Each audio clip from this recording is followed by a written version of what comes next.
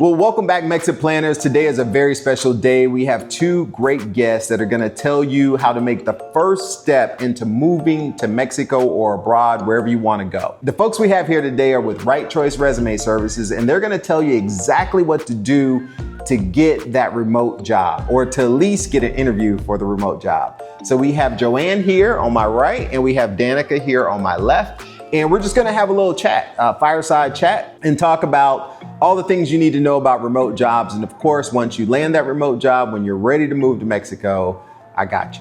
So let's talk about what are the industries that are really primed for remote jobs.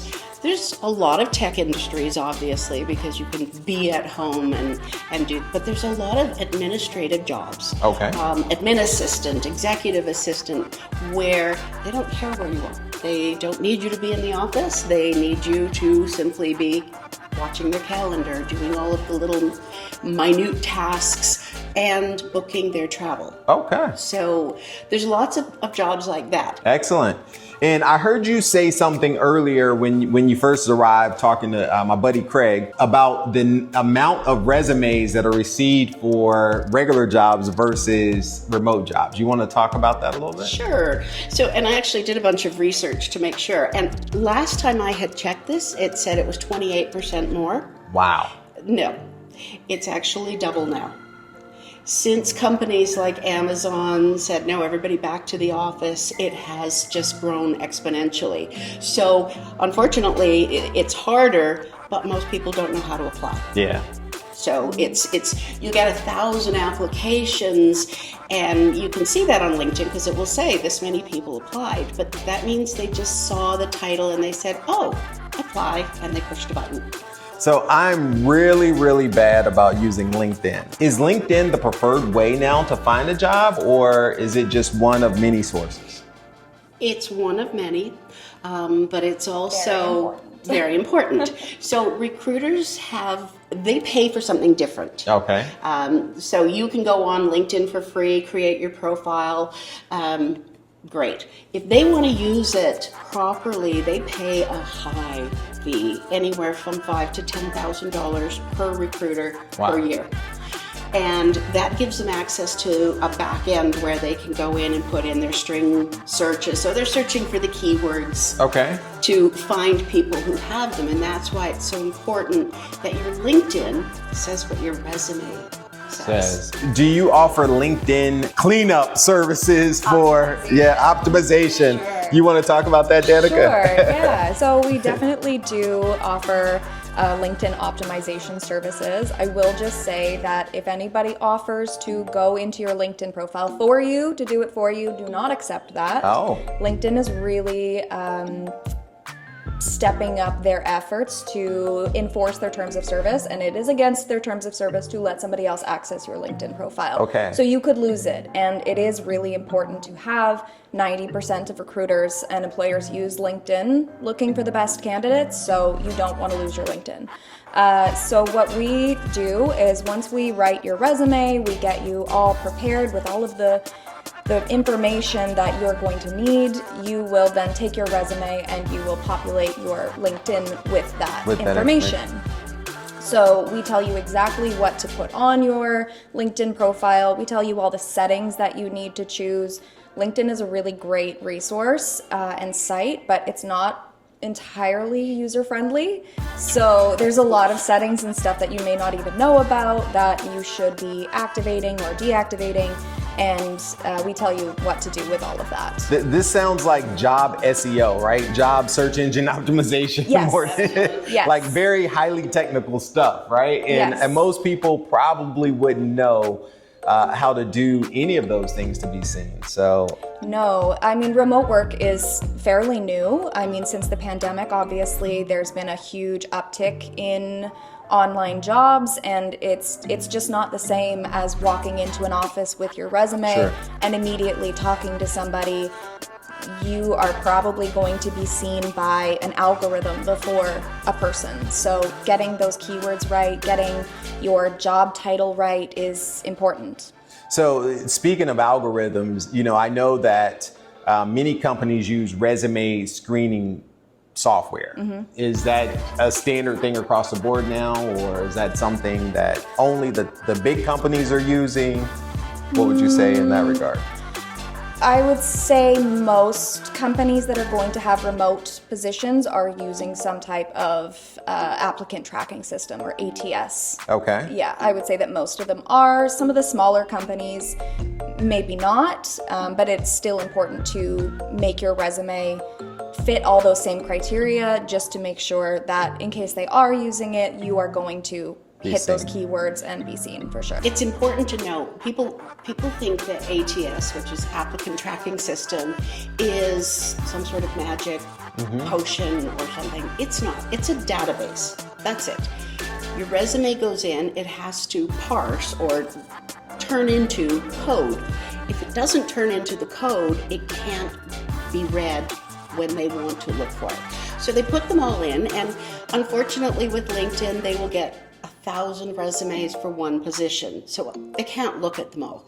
So they go in there and then they say, okay, now I'm gonna do my search. I'm looking for these 10 keywords. And it pulls out all the resumes that have those keywords. But if your resume has graphs and charts and little icons and things, it's not in the database because it couldn't be read. Read, yes. Yeah. Gotcha. So it's really important that it's a plain business document. My resume right now is a text document that I update periodically, but I haven't needed a job in many years. So, Yeah. Yes, my resume probably could use some work. Speaking of work, exactly what are the services that you offer? When we started the company, we wanted to stand out, which is what you want to do, is stand out. And we did hundreds of hours worth of research. Okay. Checking what formats to use, what kinds of keywords, what recruiters wanted. We have about 4,000 recruiters in our network, and we check with them, like, how is this, how is that? So we create a resume that not only will go through the database software, but it's also easy for recruiters to read. Okay. And that's, they scan, they're just looking down, they have the paper, they scan, and that's it. You have about 7 seconds. 7 seconds. 7 seconds. Yeah. That's crazy. And that's what we design, is so that they're scanning down that, they see their keywords right away. And that's because we teach our clients how to customize their resume for every single job. Recruiters are tired of, is people see a job title, they go, oh, social media marketing, click, and that's their application. And the resume doesn't fit.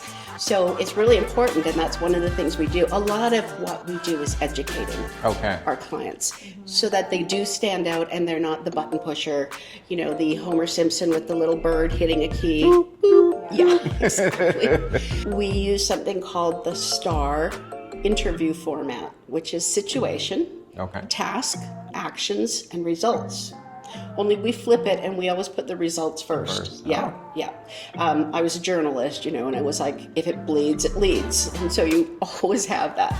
That headline is so important. You don't bury it. Oh, and by the way, 148 people died. Yes. Yes. So we're starting with the results. It's a shock because they're used to something that's this big block of text, and ours is not. It's very, very precise about how it's written, and it's repetitive. We repeat those keywords over and over, and they go, oh, that's very repetitive. Yep, on purpose. Once we get it to that state, then we create the final copies. One is the ATS, what we call the ATS version. It's just plain. Okay. The other one, we add some color. It's the same format, but we just add color so that if you're handing it to somebody and they have a pile of resumes, it stands out a little bit. But still no flowers.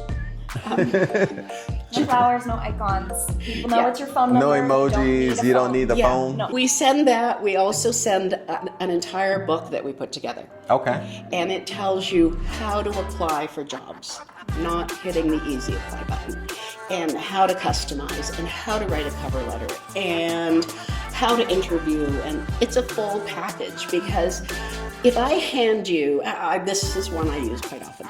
So King Arthur pulled Excalibur out of the stone.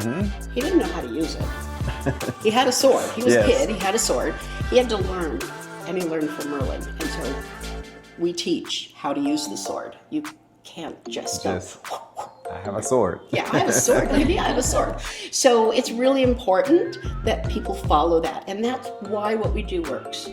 Because we teach you how to do the entire thing. So most people are hitting the apply button. You're customizing your resume. You're researching the company. You're writing a cover letter, and you've found the recruiter, and you've searched and said, the email address for this company is usually first name dot last name at company. And you're actually emailing it to them. And they're not looking in that big pile of all the other junk resumes that that came they in. got. The direct message. So what I hear from you and your company is a lot of intention, right? Being intentional about applying for a job and not just throwing it against the wall and hoping it sticks. Right, yeah. They're looking for people who will go the extra mile and will do things that they are not asked to do implicitly, but will go ahead and do them anyways.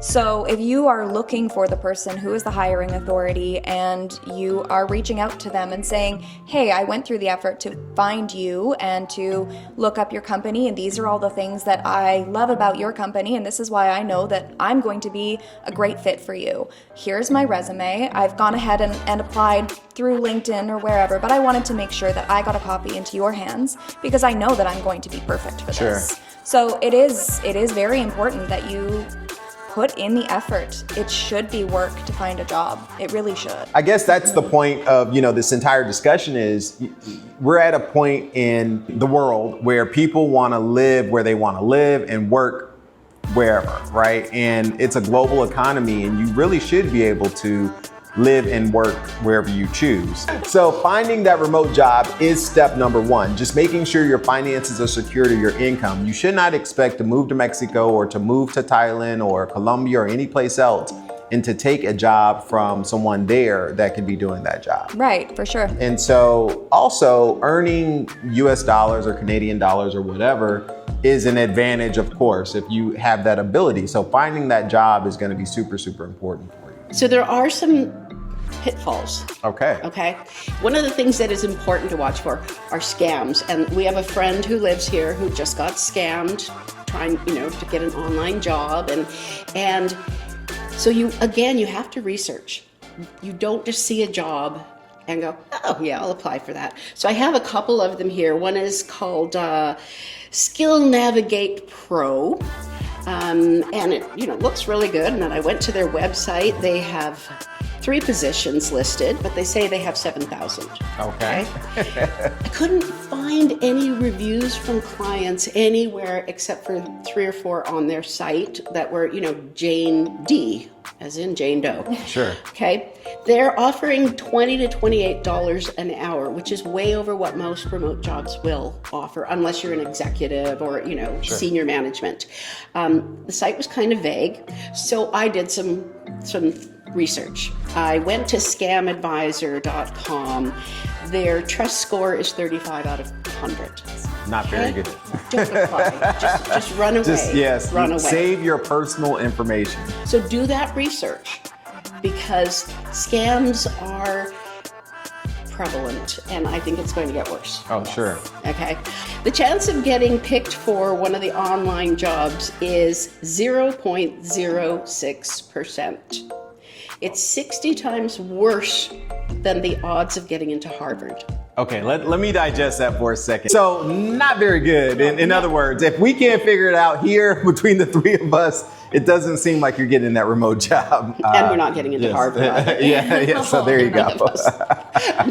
But that's if you're doing what everyone else is doing, hitting the apply button. Yes. Okay? That's the problem, is that they really do, and you can see them listed. They're listed on LinkedIn, and within 3 hours they have 1,000 applicants, and within 2 days they have 2,500. And so yes, that's your odds. So recruiters look for something, they call it either a unicorn or a purple squirrel. Squirrels. Yes, neither one exists in real life. Okay, and so that's what their boss or the company that they're hiring for says. Here's what we want. We want this. It's a purple squirrel. So when you're applying for an on-site job, if you match 60 to 70% of that, apply.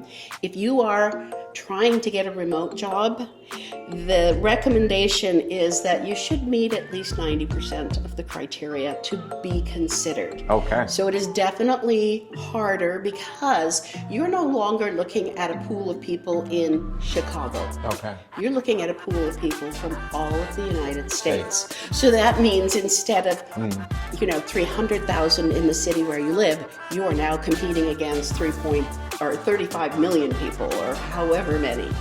It's huge. So let's talk about the top 3 things that you should do or don't do in order to get a remote job. What would those be? When you Google your own name, you really shouldn't be able to find a whole lot. Your Facebook profile should be locked down.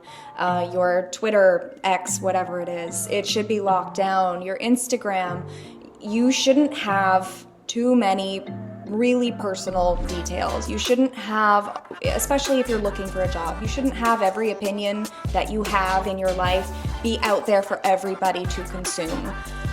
You are going to be applying for people that you might not agree with, they might not agree with you, and that's completely up to you. If you decide that that's really important to you, you don't want to work for somebody you don't agree with, that's fine, that's your prerogative. But if you are just looking for a job, you can't have all of your opinions out there. You need to be professional. You need to act like you are just there to work, because there are many people who will be there just to work. And if you aren't that, then why should they pick you? So are you telling me that my first impression now in 2024 is my social media presence? Yes, especially for remote positions, Oh. because people are only going to know you online. They're only going to know how you communicate online through your online presence. So it is really important to make sure that your online presence is professional.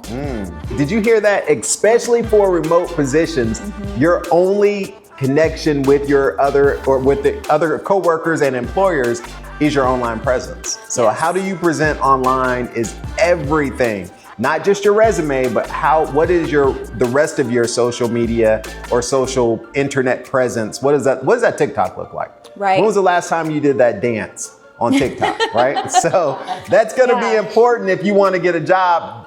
No one should see any of that stuff while you're looking for a job. The next thing, your cover letter cannot be "Dear hiring manager." Dear person that wants to give me money, yes. And then here's me, and I'm going to regurgitate everything that's on my resume in this cover letter. Okay? When you write a cover letter, so I'm applying and you're the recruiter, and I say, "Dear Monty, when I saw this job, I was so excited because when I was 7 years old, this is the thing I wanted to do." Okay, so I made it personal. It's personal. Then I say, "So I researched, I found you, and I wanted to write this to you personally. Also, while I was researching, I saw that your company is doing XYZ. And that's so exciting because right now, with everything that's going on in the world, blah, blah, blah, and I want to be a part of that. I know I can because," and then we use some of those achievements. We just put in little bullet points. Nice. I have, achieved this. They're on the resume too. But I've achieved this, and then we sign off by again reverting back to the company. Your company is an exciting place, and I really look forward to discussing this opportunity with you further. Thank you for your time and consideration. Boom. Awesome. So cover letters are not dead is what I'm dead. hearing. Okay. No. I would have thought that, look, we got this ATS system and all of these SEO algorithms and blah, blah, blah, blah, blah tech. I don't need this cover letter, right? Because They're still hiring a person. Yeah, that's true. Right? They still want to hire a person. And if you can make yourself a person on paper, you'll get the interview. And that's why our clients apply for far fewer jobs than other people, because it takes 2 hours to research, find the information, find the email address, write a cover letter that talks about the company, not you. It does talk a little bit about you, but originally it's about your company is so awesome. Flattery gets you everywhere. It does. It right? makes that connection. Yes. right? So that's one of the do's when you are applying. That is a do. You must. So the don'ts that we have so far: social media presence, making sure that you stay professional and don't talk politics, religion, or anything else on LinkedIn. And then the do's are making sure your skills are up to date, making sure that you take some free courses, and if you do them on the LinkedIn platform, you get, credit for that, right? You may not get a degree or a certificate, but you at least get credit within the LinkedIn platform. Right. And obviously personalizing your cover letter to make you stand out as a person, because you're probably not going to see these people other than on Zoom or Teams or whatever else. And so you need to be able to stand out and differentiate your skills and yourself from the masses that are also wanting to work remotely. The last most important don't lie. Don't lie. Don't lie on your resume, okay? Because they're going to find out. So let's talk about the elephant in the room. So I know many of you watching this have probably been thinking, well, I can do all of that with ChatGPT, right? I can juice up my resume. I can go in and figure out LinkedIn and all of that. And for many of you, maybe you don't know, but I've also started an AI channel, AI for the People, that shows you how to use AI for your everyday life. So speaking of AI, resumes, getting a job, finding a job, how does your services compare to AI? And is it a good thing to use AI to write this cover letter? Right. So AI, I don't know how much I'm assuming you've read a lot of AI generated text, but it's really obvious when something is written by AI, especially if you are not an AI master and you know exactly how to tell it to write like you would write and all that. It's really obvious when somebody has just asked AI to say, again, I'll just use Coca-Cola as an example, write me a cover letter for a sales position at Coca-Cola.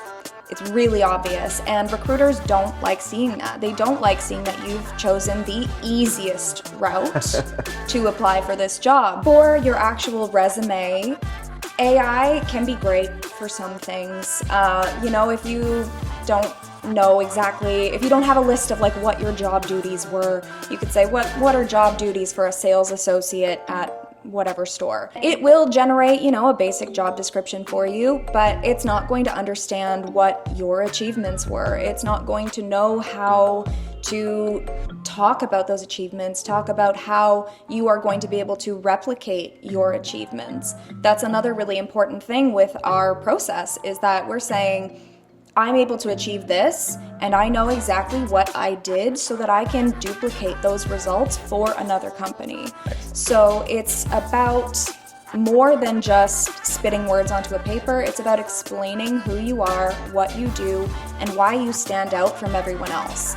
And if you are using AI to generate your resume, you are not standing out. You are fitting in exactly with the status quo, what everyone is doing, and you're getting AI to regurgitate some words, and that's it. Well, if you've watched the first video that I did on the other channel, and if you haven't, you should, because if you don't completely understand where AI is today in terms of its understanding versus its ability to quickly predict, then you should watch that video on AI for the People. Now, I will tell you, I personally think, and we're gonna talk about this in the next video for AI for the People, but I personally think that AI does offer you some ability to level the playing field. We talked about skills that you should have, things that you should be learning. Well, AI makes it really easy to kind of get started with a learning plan, if you will, or a lesson plan on if you need to brush up your skills on Excel, what are the 10 things you should know about Excel? So there's a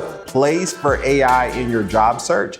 It's probably not in presenting yourself as far as your resume or your cover letter, using expertise. And with anything with AI, I think it's important that if you don't know the information, if you're not an expert in that field, if you don't understand what recruiters are looking for or what they dislike, then it's better to lean on human intelligence versus artificial intelligence. Another great thing that AI can be used for is if you tell it every job that you've done and say, give me 20 jobs that I might be a good fit for.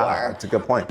You can look up and, it can recommend things that you might not have thought of. And you can say, I'm really interested in this. What are the skills that I should be learning and brushing up on to better suit my experience to this job? So it can absolutely be useful.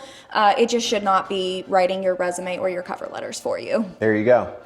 I'm curious about your favorite tip from this video and how you plan to implement it on your resume. Leave me comments below. All right, so let's talk about this guarantee, because you guys do something extremely unique that I think when I read it, I was like, hold on a second, let me double take. For real? So you guys have a guarantee. You want to talk about that, Danica? Yeah, we have a 100% money back guarantee.